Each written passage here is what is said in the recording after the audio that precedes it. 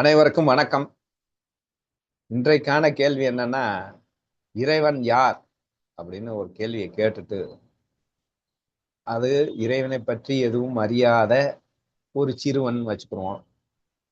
So அவன் என்ன கடவுள் கடவுளுங்கிறாங்க, கடவுள் அப்படிங்கிறான், வேதம்ங்கிறான், என்னென்னமோ சொல்றாங்க. எனக்கு ஒன்றும் புரியல. கடவுள்னா யார் அப்படின்னு கேட்டா, அந்த பையனுக்கு புரியுற மாதிரி அந்த கடவுளை நீங்கள் எப்படி விளக்கி கூறுவீர்கள் அப்படின்னு சொல்லியாச்சு. ஸோ அப்புறம் நான் இமேஜினேஷன் பண்றேன். அவனோ சின்ன பையன், அவனை கொண்டு போய் சூட்சமம் அப்படிலாம் காட்டக்கூடாது. அவனை ஸ்தூலத்துல காட்டினாதான் பையன் புள்ள நம்புவான் அப்படின்னு யோசிச்சு, ரொம்ப சிம்பிள்ப்பா, கடவுள் யாருன்னு நீ பார்த்துக்கிட்டு தான் டெய்லி இருக்கிற அப்படின்னு சொல்லிட்டு, மேலே பார், சூரியன் தெரிகிறானா? அந்த சூரியன் தான் கடவுள். என்ன, சூரியன் தான் கடவுளா? ஏன், எப்படி அப்படின்னு ஒரு கேள்வி கேட்கிறேன்.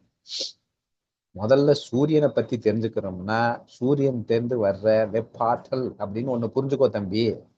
அதை புரிஞ்சுக்கிட்டா எல்லாம் நீ புரிஞ்சுக்கலாம். அது என்ன வெப்பாற்றல்?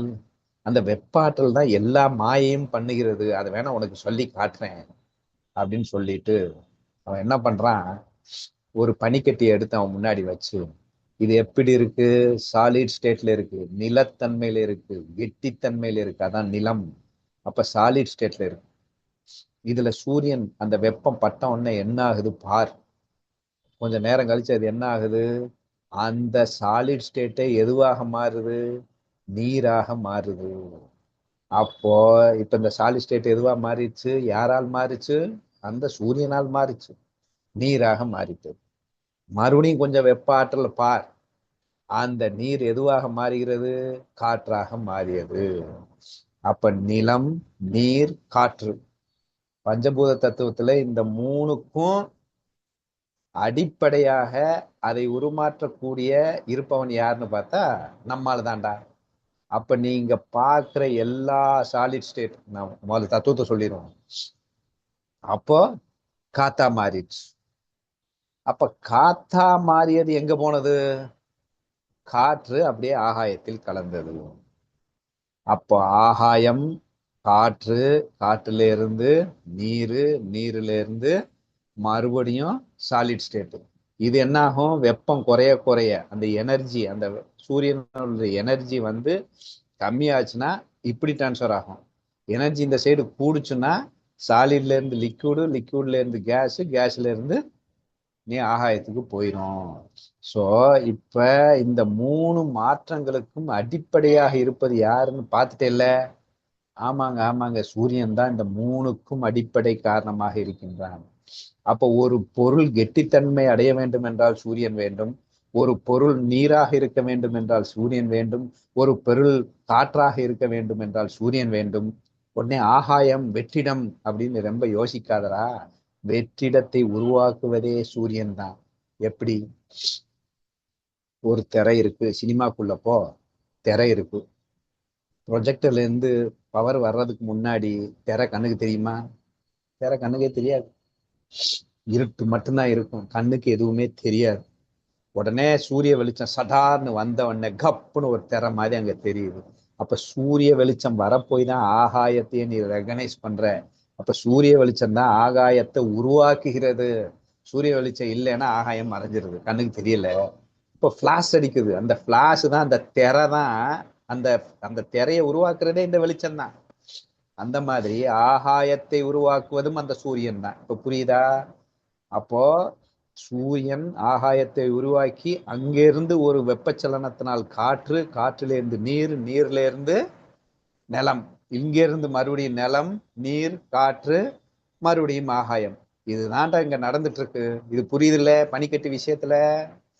ஆமாங்க, நல்லா புரியுது. இப்ப பஞ்சபூதங்களுக்கு அடிப்படையா இருப்பது யாரு? கண்ணுக்கு தெரியறான் பாரு, சூப்பரா, அவன் தான் சூரியன். அவன் என்ன பண்றான்? பஞ்சபூதங்களுக்கு அடிப்படையா இருக்கிறான். சரி, இங்க பஞ்சபூதங்கள்லாம் என்ன? இங்க இருக்கிறதுல பஞ்சபூதங்கள் தவிர உலகத்துல ஏதாவது இருக்கான்னு காட்டுங்க.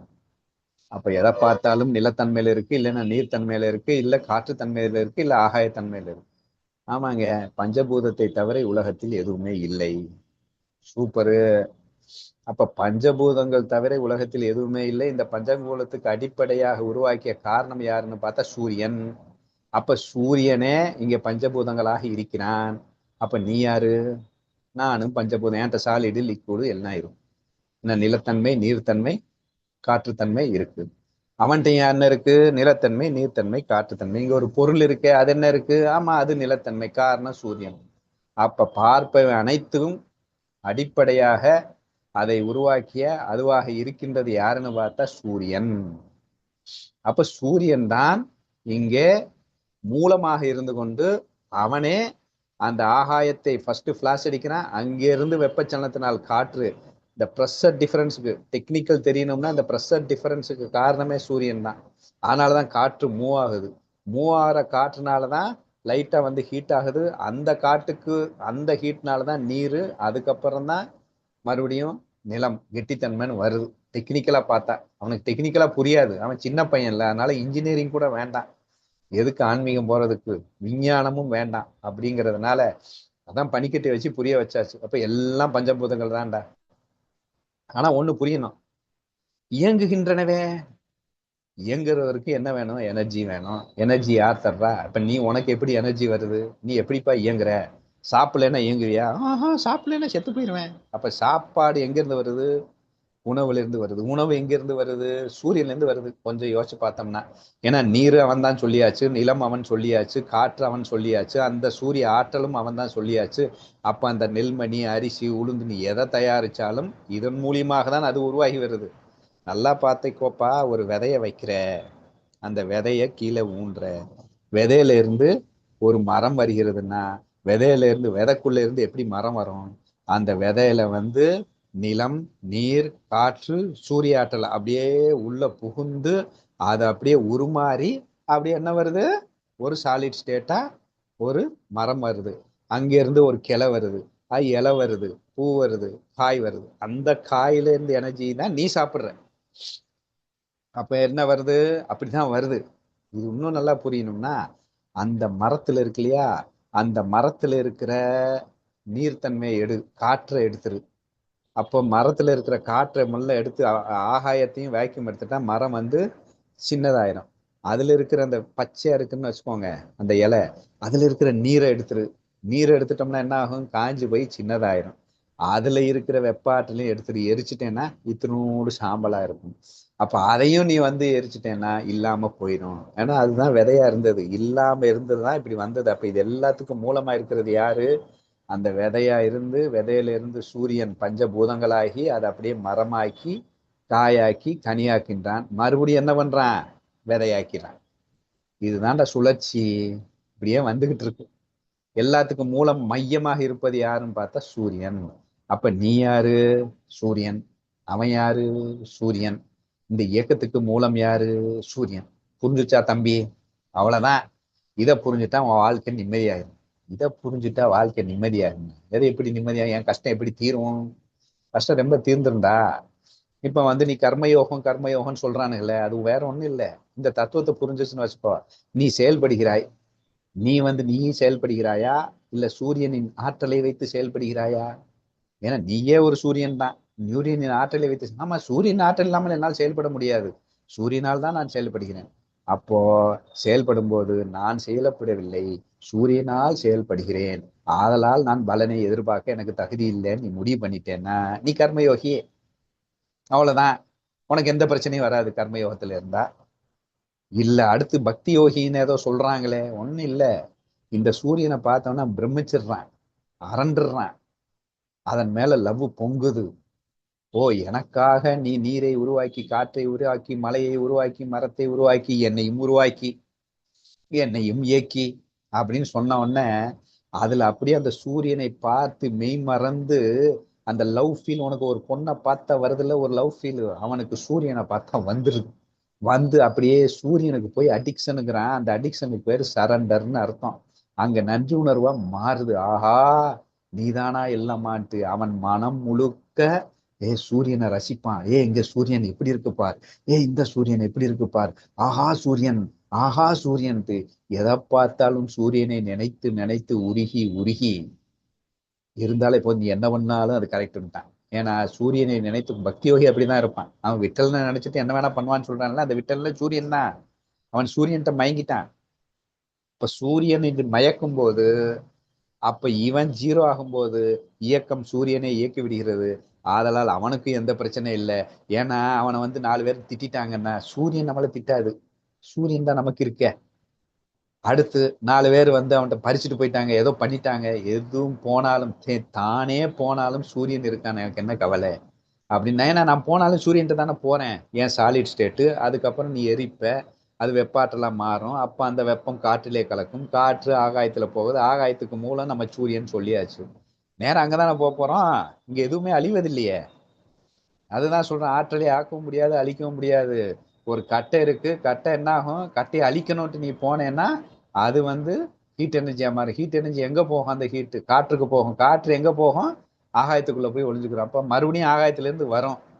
அப்ப எதுவுமே அழிக்க முடியாது. அப்ப அவன் புரிஞ்சுக்கிறான் பக்தன், ஆஹா நான் அழிபவன் இல்லை, எனக்காக அவன் இருக்கிறான், என்னை கோபித்துக் கொள்ள மாட்டான், என்னை இயக்கி கொண்டிருக்கின்றான், எனக்காக அனைத்தும் படைத்துக் கொண்டிருக்கிறான். அந்த பிரமிப்பிலேயே காலத்தை ஓட்டிட்டானா அவன் பக்தி யோகிடா. வேற எதை பத்தி அவனுக்கு தெரியாது, அவனுக்கு செயல்படலாம் தெரியாது. விட்டு தள்ளு அப்படின்ட்டு போயிடுவான். அடுத்து இன்னொருத்தன் வர்றான் கொஞ்சம் அறிவாளின்ட்டு. ஆமா இல்ல, நீயும் நானும் ஒண்ணு, நானும் நீயும் ஒண்ணு, ஓ அதுவும் நானும் ஒண்ணு, அது பாக்குறதெல்லாம் எல்லாம் ஒண்ணு, எல்லாம் ஒண்ணு, ஆஹா அப்படின்னு சொன்ன உடனே அதோட அது புரிந்தால் போதும், அவ்வளவுதான். அப்ப நானும் நீ ஒண்ணு, யார்கிட்ட போய் எதை எதிர்பார்க்க, எது மேல ஆசைப்பட, எல்லாம் ஒண்ணுதானே. எதை எதிர்பார்க்க ஆட்டோமேட்டிக்கா அவன் சமநிலைக்கு வந்துட்டு அவன் என்ன பண்ணாலும் கரெக்ட். அவன் என்ன பண்ணுவான் சமநிலையில, தான் கூட அவன் விளையாண்டுட்டு இருக்கும்போது என்ன ஃபீல் பண்ணுவானோ அதை ஃபீல் பண்ணிட்டு இருப்பான். ஸோ அந்த மாதிரி அவன் அத்வைத யோகியா மாறிறான்டா. அவ்வளவுதான்டா. நீ உனக்கு எது பிடிச்சிருக்கோ அது மாறிக்கோ. இல்லைங்க, எல்லாம் அவன் தான் பண்றான்ட்டு நான் பாட்டு என் இஷ்டத்துக்கு வந்ததை செயலாட்டிட்டு போறேன். இல்லை எனக்கு ஃபீலிங் ஓவருங்க, உணர்ச்சி வசம். அப்ப நீ பாட்டு உன் உணர்வை தள்ளிறங்க. இல்லை எனக்கு அறிவு ஓவருங்க, அப்ப அப்படியா, ரொம்ப முக்கியம், எல்லாம் ஒண்ணுதானே, அந்த எல்லாம் ஒண்ணுன்னு புரிஞ்சுக்கோ, ஆட்டோமேட்டிக்கா உனக்கு எல்லாம் சரியா போயிடும். இதுதான்டா வேதம்னு சொல்லிட்டு இருக்கான். அப்ப நீ என்ன பண்ணும், இனிமே சூரியனை பார்க்கும்போது ஃபீல் வரணும். செயலாற்றும் போது ஐயையோ நான் பண்ணல அவன் பண்றான்ப்பா அப்படின்னு சூரியனை நினைச்சிட்டு. இந்த கிரிக்கெட் விளையாடும் போது பாத்தியா, டெண்டுல்கர் செஞ்சுரி அடிச்சோன்னா சூரியனை பார்ப்பாரு. டெண்டுல்கருக்கு தெரியுது அந்த ஞானம், நமக்கு தெரியல. ஏன்னா அவனாலதான் அடிச்சான்னு அவனுக்கு புரியுது. அதனாலதான் சூரியனை பார்க்கறான், பேட்டை பார்க்கல, தன்னை பார்க்கல. அப்படின்னு அவன் தன்னை பார்க்கல, சூரியனை பார்த்தான். அப்ப அவனுக்கு புரியுதுடா, நீ அவன் ரசிகன் தானே, உன் தலைவனுக்கே புரியுது, உனக்கு புரிய வேண்டாமா அப்படின்னு சொன்ன உடனே நம்மால் ஃபுல்லா டெண்டுல்கர் ரசிகவன் ஃபுல்லா ஏறி, ஆஹா சே, கண்ணுக்கு முன்னாடி தெரிந்த கடவுள் இல்லைன்னு அங்கெங்கே தேடிட்டு இருந்தேனே, ஆஹா சூரிய கதிரின் மேல் படுகிறது, ஓ கடவுள் என்னை பரிசிக்கின்றானா, ஓ கடவுள் எனக்கு காட்சியை தருகின்றானா அப்படின்னு ஃபீல் பண்ணி ஆரம்பிச்சு பயவுள்ள ஆன்மகத்துல நடந்து போய் சென்றதாக தெரிகிறது. ஸோ இதுதான் என்னுடைய பதில்.